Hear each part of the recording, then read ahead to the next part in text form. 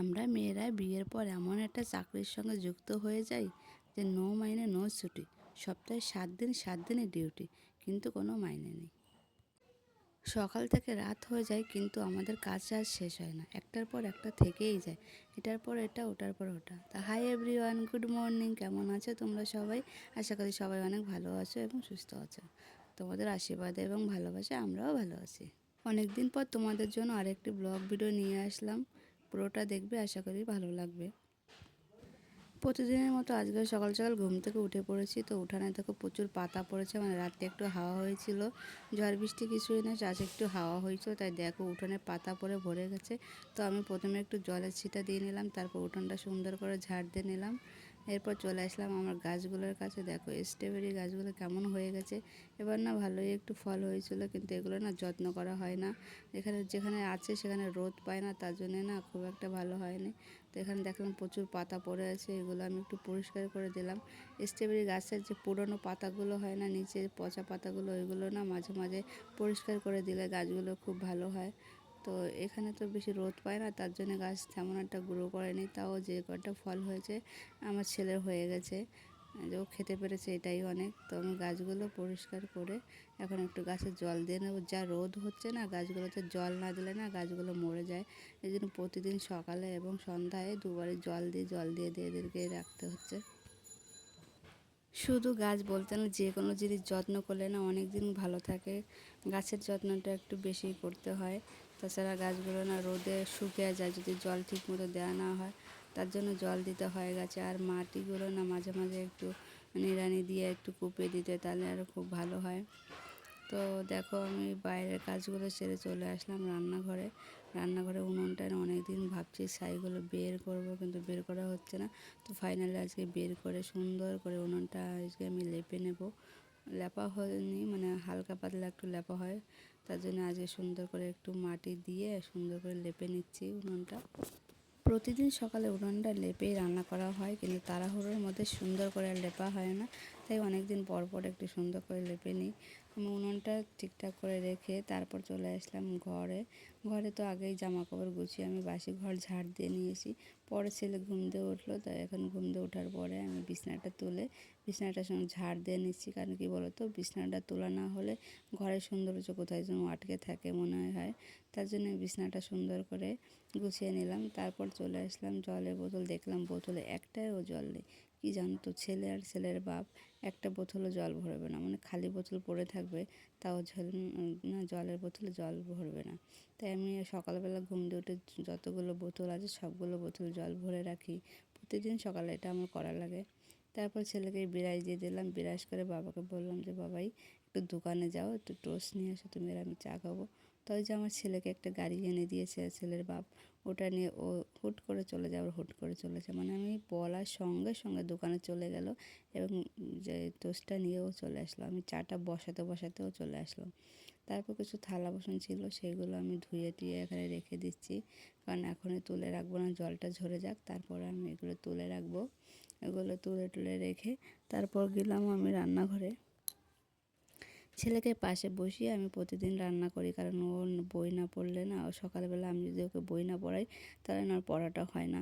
তার জন্য আমি যখন রান্না করি ওকে পাশে বসিয়ে তারপর রান্না করি। তো ওখানে রান্নাঘরে গিয়ে ওকে দুটো খেজুর খেতে দিলাম, মনে খেজুরটা খেতে চায় না, তাও আমি ওকে জোর করে সকালে বলি যে দুটো খেজুর খাও।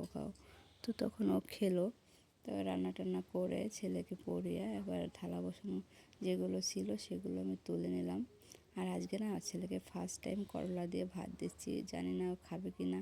এত জিনিস না খেতে চায় না, কিন্তু ওই যে টিভি দেখছে আর খাচ্ছে, তার জন্যে না কিছু না বলেই খেয়ে নিয়েছে। তারপর আমি স্নান করে পুজোটা দিয়ে নিলাম। আর এদিকে বরমশাই কালকে বাজার থেকে তরমুজ কিনে এনেছিলো, এগুলো ফ্রিজে ছিল। তো এখন এগুলো কেটে তারপর আবার ফ্রিজে ঢুকিয়ে রাখবো, কারণ বরমশাই কাজের থেকে আসবে তখন ওকে খেতে দেবো, কারণ তখন কাটতে গেলে আবার লেট হয়ে যায়, তার জন্য একবারে কেটেই রেখে দিলাম। তারপর আমি এই যে এখানে বসে পড়লাম কাঁথা নিয়ে। তোমরা কারা কারা কাঁথা সেলাই করতে পারো একটু কমেন্টে জানিও। আমি খুব ভালো পারি না, তাও কী করব, বসে বসে টাইম কাটে না, তাই একটু সেলাই করি। দেখো এটা হাওয়ায় না উড়ে যাচ্ছে, মানে লাস্টের দিকে প্রায় হয়ে গেছে, তার জন্য এটা লাস্টে গিয়ে উড়ে যাচ্ছে হাওয়ার মধ্যে। কিন্তু এগুলো আমি ভালো করে চাপা দিয়ে তারপর এখন সেলাই করছি। এটুকু হলে আমার এই কাজটা হয়ে যায়। এটা হচ্ছে মানে মাইনের কাঁথা না, এটা হচ্ছে একটা কাজ, মানে এই কাঁথাটা করলে 80 টাকা দেয়। তো এটা আমি কী করবো, সব কাজ বাজ করার পরে এটা করে ফেলি। তারপরে এটা হচ্ছে পরের দিনের সকালের ভিডিও। তো আমাদের এখানে কী বলতো, একটা নিয়ম আছে চৈত্র মাসে মানে ঘর ঝাড়তে হয় না, তাই না প্রচুর ঝুল হয়েছে, কিন্তু ঝাড়বো ঝাড়বো করে না ঝাড়া হচ্ছে না।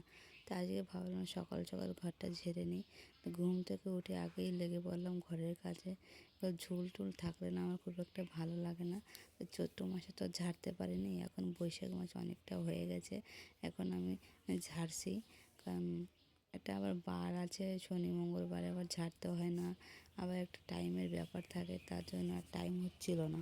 তারপরে আবার আমি না ছেলের জন্মদিনে মানে জন্মবারে বা আমার বরের জন্মবারে আমি ঘর ঝাড়ি না, তার জন্য আমার একটু টাইম মানে ঘর টর ঝাড়তে গেলে না একটু টাইম লাগে, যে ঠিকঠাক সময় না দেখে আর ঝাড়া হয় না। উপর দিয়ে যেটুকু পারে সেইগুলো আমি ঝেড়ে নিই, কিন্তু ডিপলি করে কোনো কিছু পরিষ্কার করতে গেলে অনেক কিছু ভেবেচিন্তে করি, তার জন্য একটু মানে লেট হয়ে যায় সব কিছুতে। আর এখানে না অনেক পুরনো জামা কাপড় কিছু রেখেছে, যেগুলো পরা হয় না, শুধু শুধু এখানে জায়গা দখল করে আছে, তাই ভাবছি এইগুলো একবার তুলে দেবো, কারণ এগুলো না বড়মশাই আর পরে না।